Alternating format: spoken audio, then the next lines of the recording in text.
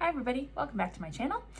If you're new here, please subscribe. My name is Jennifer. I call myself the Frosted Maple. Anyways, I wanted to share with you today my adventures with this guy. So yeah, it's a kerosene lantern, and yeah, so I've had quite the adventure with it. On Monday, we lost power. Throughout the county, as well as some neighboring counties, for not too long, only about 45 minutes. It wasn't very cold. It was maybe around 0. So as soon as the power went out, I lit some candles. This was about 4 o'clock. It went out. Came back at or just before 4, about 10 to 4, and it came back on at 4:35. So, anyways, notified my boss that, hey, I can't finish out my workday because, there's no power. I turned down my radio that I keep in the kitchen. It's battery operated. And sometimes when the power outage is really bad, the radio station also goes out. But in this case, the radio station was still going, playing music. Eventually the news came on just saying that, hey, there's a power outage, and it's like, yeah, we know. I lit some candles. I pulled out this kerosene lantern. Yeah, I took it to the sink because at the time the kerosene lantern did not have any kerosene in it. So I pulled out my jug of kerosene. I filled up the kerosene lantern. And luckily I filled it in the sink because I actually overfilled, so the kerosene went everywhere. Now, it was my first time using a kerosene lantern, so I was concerned about, oh my gosh, the fumes, am I gonna die? Are the fumes flammable? I spilled some kerosene in the sink. So I proceeded to then clean the sink. I threw out the washcloth I was using and got a new washcloth. I had wiped down the kerosene lantern, did everything, and I went to go light it, and then I'm like, I'm concerned I'm gonna blow myself up. So I took the lantern outside to light up. So I took it out. The wind was a little strong, so every time I went to go light it, I had a long wood match because I didn't want to get too close to the kerosene lantern because, again, I was concerned I would blow myself up or set myself on fire. So I'd light the match, but the wind was too strong and kept blowing the match out. I'm like, this is just a different thing. So I ducked around the corner out of the wind, and I lit it. And at first, this lantern, this guy right here, was just billowing all this black smoke out. And so I'd read the instruction manual and everything, and like, okay, so I had to, I lowered the glass, I turned the flame down, everything was fine, great, brought it in the house, it was giving warmth and light, love that. And the power was still out, so I let it do its thing. I was feeling all confident and everything was great. So I then started up the barbecue because I had made a roast the day before, so I just figured I'll just reheat everything on the barbecue for dinner, and that should be fine. So I'm getting everything going, I'm feeling really confident, then the power comes back on, and I'm like, oh, okay, well, shut the barbecue off, put the lantern out, and the instructions were to just turn the wick down. And that would extinguish the flame. So I turned them down, that worked, perfect. Okay, so I'm like, yeah, score, okay. So if there's a power outage in winter, I'm now familiar with the kerosene lantern. That first run was successful, that's awesome. And the barbecue's all working and good, candles, I'm all set, right? I got heat and light, food, water, I'm all good. Okay, so today I thought, well, as part of this video, I will, I'll take a picture of the lit lantern, right? So, I pull out the kerosene lantern, I light it, this time in the house because, I'm feeling confident now, right? Again, I light it, I put the glass down on it, and black smoke is billowing out, so I have to adjust the flame. So I turn the flame down, the flame got bigger and wider.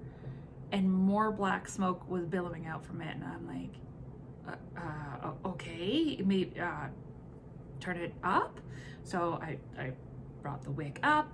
Nope, just more smoke, more flame. And now the thing's getting hot, so I'm turning it down and down, and it's still not going down. The flame's getting wider. Again, it's billowing out with all this black smoke. My house is filling up with smoke. I'm like, oh Jesus, you know, the fire alarms, the smoke detectors are gonna go off. So I picked it up and I got it out of the house. So I'm out on my front porch, and now at this point, again, the smoke is just billowing out of this thing. And so I thought, well, I'll try blowing it out, right? So I lift up the glass lantern and try to, you know, blow it out, because I'm like, well, you know, if wind can extinguish barbecue flames and everything, like, you know, maybe my breath will extinguish this. It didn't. And again, right, I'm fiddling with the thing, and now it's getting really hot, right? So I'm starting to panic because I can't get this thing out. On the plus side, it's out of the house, right? So I grab the phone, I dial 911, explain the situation, that I need someone from the fire department, and that there's a kerosene lantern that I can't extinguish. I don't know what I'm doing wrong. So, you know, the lady was very nice and, you know, took all my info. I waited outside on the lawn. EMS drove by, right? And just knew, hey, EMS, how you doing, right? Because I had indicated I don't need, you know, nobody's hurt. It's a contained fire for now. I just didn't want the glass to like shatter, and yeah, I had visions like this thing exploding. So fire department truck pulls up, and you know, a guy gets out, and he's like, oh yeah, okay, no, that's yeah, you can't put it out. I'm like, no, I tried turning the wick down, and didn't go out. He's like, okay, well, let me try. He just cranked it down all the way, yeah, and it went out. I'm like, oh, so apparently I just didn't turn it down far enough. He's like, yep. Yeah, he's like, but don't go near the lantern. He's like, don't bring it in your house. He's like, it's super hot. It could still burst. Okay, so just leave it outside. It's nice and cool. So let it totally cool down before you touch it. Like, okay. So, yeah, so that all happened. EMS did pop by. They wanted to make sure, you know, did you get burned? Yeah, I'm like, no, this is what happened. I explained it to him. He's like, okay, yeah. He's like, yeah, I wouldn't know how to use one of those. He's like, but good thinking, light and heat. Yeah. I'm like, yeah, just, you know, I just don't know what I'm doing. So I wanted to practice. Again, good intentions, right? It's a good idea to not, you know, go into a situation cold, and it is good to get familiar with tools. You know, this is a tool. But yeah, that's what happened.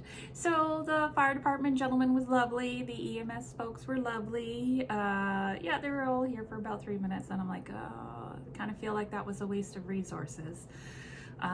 However, you know, I kind of talked myself out of that way of thinking, because I mean, if the glass had shattered, if the flame did get out of control, then there would be an even worse situation. So better to identify that I don't know what I'm doing in this situation. I need help, and let's call the professionals, which I did. So I'll show you here what it looks like. So here's the lantern. As you can see, the glass has gone from clear to very dark. It's black. It's black with soot. I'm going down here. There's a little bit of clearness down at the bottom, but overall, that is not going to give off any sort of light. And as you can see up here, there's black soot all over the chimney. So this is where the black smoke was just billowing out from. So the soot is all over this, and it took me a very long time to clean it. Well, very long, as in, I think it took me about 25 minutes or so. I touched it, and as you can see here, there's a little bit of soot on my finger. It was pretty nasty. Okay, So now that you're back, this is it. It is fully cleaned, as you can see. Well, as clean as I can get it. Yeah. So I will be trying it again. I am now more familiar with the operations of it. However, to be on the safe side, my brother is a volunteer firefighter, so I'm gonna hit him up for maybe a visit. Like, hey, can I come visit you and bring my kerosene lantern? Because I want to try to light it and you get familiar with using it. And more comfortable with using it. But, you know, just in case, since you work for the fire department, can I come to your house and we could try it outside on the gravel, away from anything flammable? So I'm sure he'll say yes. But yeah, that's my story of the kerosene lantern. It does give off good heat. The light is pretty good. I see people using these all the time. I know people have kerosene heaters and everything. So this is my first foray into that, and I wanted to share it with you. So that was my excitement. And yeah, I hope you all are staying warm. I hope that you are happy and healthy, and I will chat with you next Tuesday. All right, everybody, take care. Bye.